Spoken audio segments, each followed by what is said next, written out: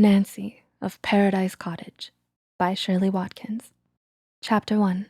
The heroine goes to market. Let's see.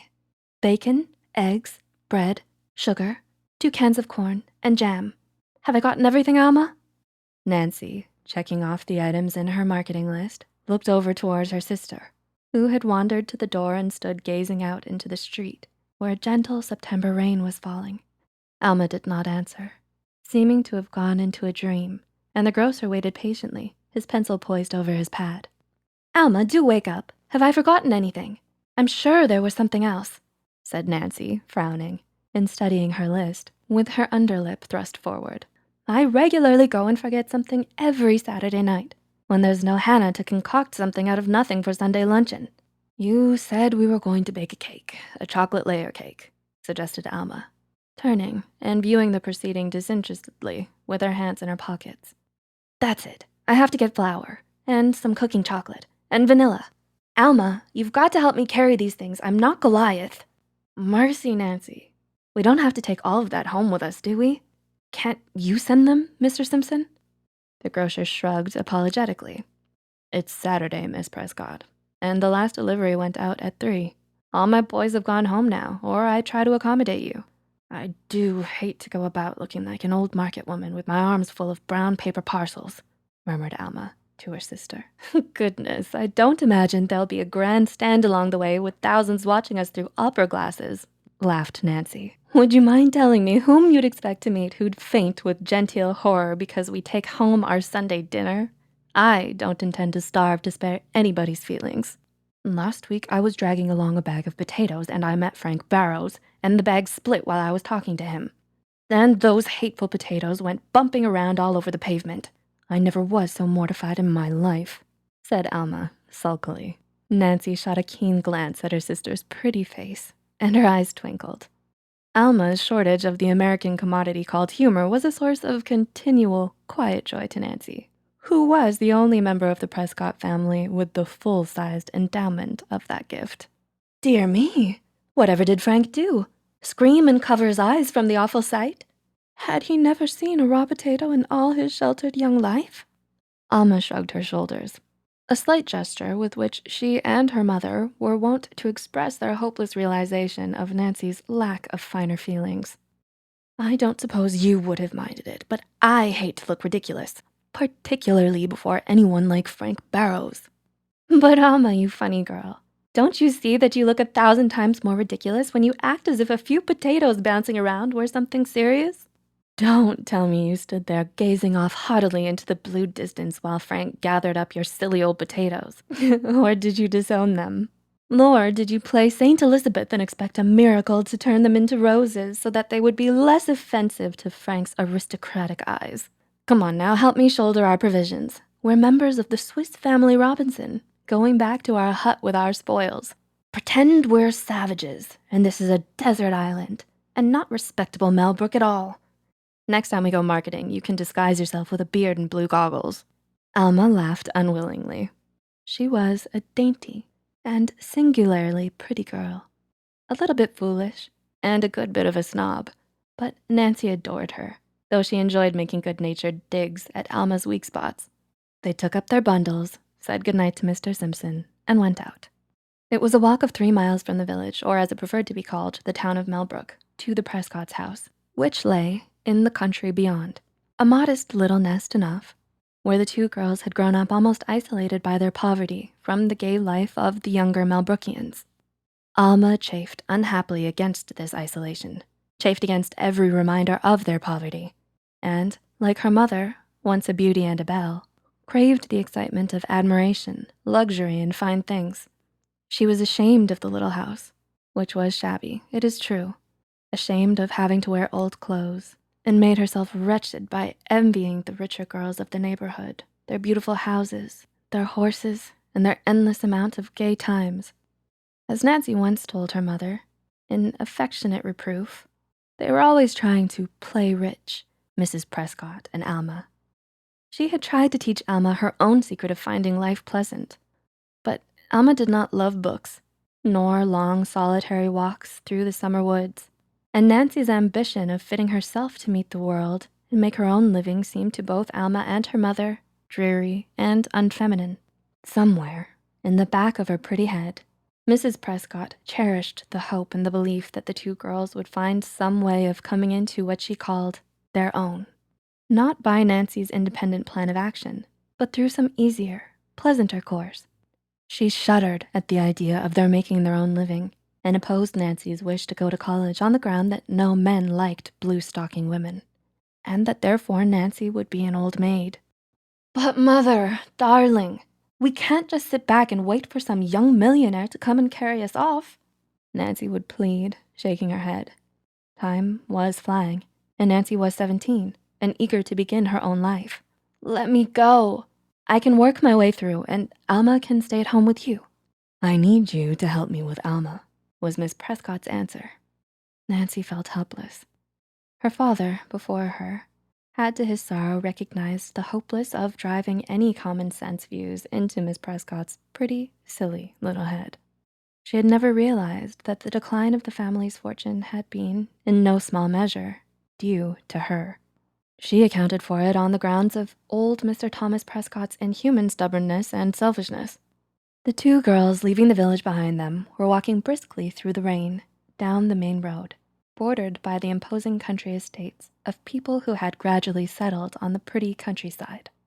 Nancy could remember when the hill, where now stood a staring white stone mansion, surrounded by closed-pipe lawns and trimmed gardens, had been a wild, lovely swell of meadow, dotted with clusters of oaks and elms, when in place of the smug little bungalow with its artificial pond and waterfall and ornate stone fences, there had been a wooded copse where squirrels scuttled about among branches of trees, since fallen in the path of a moneyed civilization.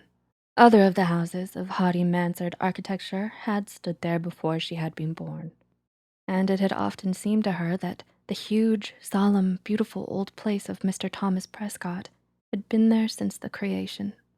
As they passed it, they slackened their pace, and despite the weight of the bundles which grew heavier every minute, stopped and peered through the bars of the great wrought iron gates. A broad drive, meticulously raked and weeded, wound away from them under magnificent arching trees to the portals.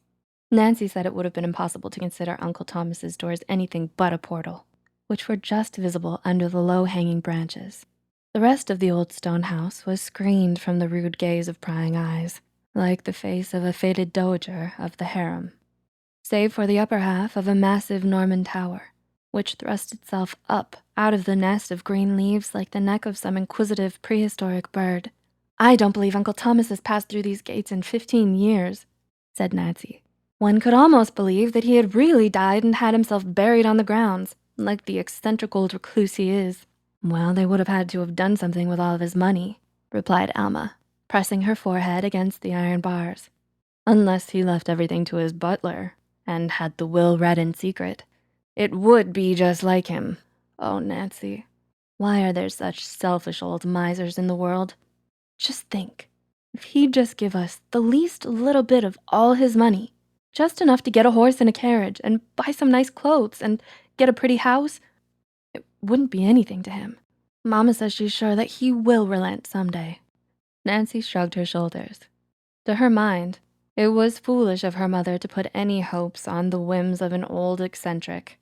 Mrs. Prescott was one of those poor optimists who believed earnestly in the miracles of chance, always forgetting that chance works its miracles as a rule only when the way has been prepared for them by the plodding labor of common sense.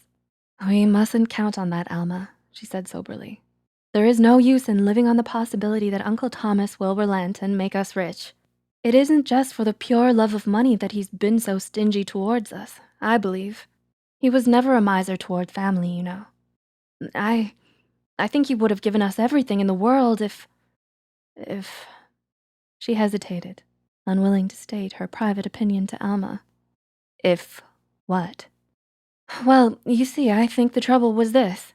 Come along, we mustn't wait here, or you'll catch a cold." "What do you think the trouble was?" prompted Alma, paddling after her sister and sloshing placidly through the puddles, in all the nonchalant confidence of sound rubbers. "Well, Alma, you mustn't misunderstand me. I'm afraid you will. You know how I adore Mother. She's so pretty and childlike and funny that nobody on earth could ever blame her." "Blame her? For what?" cried Alma, with sudden fire. Nothing. Only, Alma, we must realize that sometimes Mother makes little mistakes. And I believe that she has had to pay more heavily for them than she deserves. We've got to try to protect her against them by looking at life squarely and wisely. Alma, are you going to preach a sermon? What were you going to say about Uncle Thomas? Just this. You know Uncle Thomas was a very clever man. He made every bit of his money himself. Father told me long ago that when Uncle Thomas began in life, he didn't have a cent in the world. He started out as a plain mill hand, and then he became a mechanic. And he worked his way up from one rung to another, until through his own talent and pluck, he became very, very rich. Well, it's only natural that a man like that should give money its full value. When he's toiled for years at so many cents an hour, he knows just exactly how many cents there are in a dollar. Perhaps he puts too great a value upon it, but certainly we aren't judges of that. You know that Uncle Thomas never married, and when Grandfather died, Uncle Thomas became Daddy's guardian. I believe he loved Father better than anyone in the world. Who could help it? Nancy's voice trembled slightly, and she winked back the tears which rose to her eyes at the memory of her father's handsome, merry face, which had grown so unaccountably saddened and worn before his early death. He gave Father everything he wanted when he was a boy. You know how Daddy used to tell us how Uncle Thomas would tiptoe up to his room at night and slip gold pieces into his stocking so that he could find them in the morning, and then when Daddy asked him about it, he would shrug his shoulders, and his eyes would twinkle, and he'd say, "It must have been brownies." "I can't imagine how a man who used to be like that could ever have grown so hard and bitter," said Alma. "Well, then, you see, when Father grew up, Uncle wanted him to be successful for himself.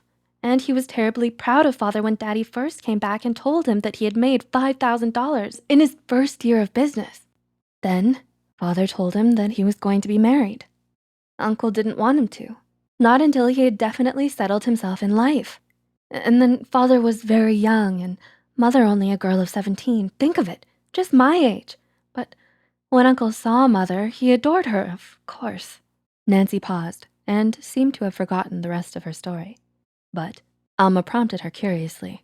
She had never heard this tale before, for Nancy had gleaned it bit by bit from her father when they used to take long walks together through the country. And putting two and two together, she had been able to get a gather close to the real truth of things.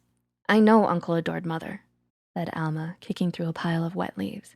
"He gave her those lovely Italian earrings, which I'm going to have when I'm 18, and all that wonderful Venetian lace, which the first one of us to be married is going to have for her wedding gown." "Yes, well, then after Father and Mother were married, things didn't go so very well. Mother was just a girl, just my age, you know, only she was pretty, like you, and I suppose a little extravagant. At least, they weren't able to make ends meet very well, although Daddy made a good income, and anyhow, Uncle Thomas would have thought her extravagant. He didn't see why it was necessary for her to send for her clothes to Paris, and why Father was always worried about bills, when he should have been able to live well within his income. Anyway, Father wasn't able to save a cent, and one day, Uncle Thomas came to him and said that he had a very good opportunity for him to invest his savings so that he could draw a much better income than what they were giving. The only trouble was that Father didn't have any savings. Then Uncle became furious. He asked Father and Mother what kind of future they thought they were laying up for us, and he scolded Mother terribly for not helping Father. He quoted the Bible about women being the helpmeet of their husbands, and about parents eating sour grapes and setting the children's teeth on edge. He said that they were taking the path to ruin, and that Father could expect no help from him unless he and Mother economized. But, you see, poor Mother always considered Paris dresses and jewelry and expensive dainties the necessities, and not just the luxuries of life. I don't suppose she really understood how to economize at all. And anyways, things got worse instead of better. Then, one year, Daddy lost an awful lot of money trying to make some quickly so that he could get his debts cleared up and start fresh. Instead, he only got in deeper. And then he fell ill. And you remember, Alma, when poor father was dying, Uncle came, and he cried and cried. But when Mother came into the room, he got up and went out and shut the door behind him. Then he shut the gates of his house against us, too. I think he feels that we girls must learn to look at life seriously, to work out our own futures, so that poverty will teach us to be wiser than poor, darling little Mother. Nancy's voice had sunk, as if she were talking to herself, so that Alma barely heard the last words. She was thinking of Alma, wondering how she could teach her luxury-loving little sister to see life practically, without taking away the joy of it from her. "We mustn't rely on Uncle Thomas, Alma," she said presently. "We mustn't count on anything but what we can do for ourselves. Remember that, dear. We've got to realize that our lives must run a different course from those of richer girls. We can never do the things they do, but surely they will be richer lives and happier lives if we rely on no one, ask nothing from anyone, but what we earn." Her head went up. "Never struggle for or want the things that lie beyond our means, but make always the opportunities that lie within our grasp, or the ones that we can make for ourselves, serve as stepping stones." Alma glanced at her sister's sober, handsome face. There were times when Nancy looked to her like some brave, gallant, sturdy lad.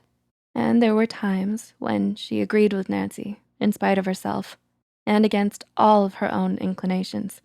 Here we are, home again, and if it isn't the snuggest, coziest, most cheerful burrow between here and Melbrook, why— Nancy strode gaily up the little brick walk with her long boyish strides, and breaking into a laugh, finished, "I'll beard the Prescott himself, tower, donjon, keep, and all." If you enjoyed Chapter 1, please like and subscribe so you can get notified when I post Chapter 2.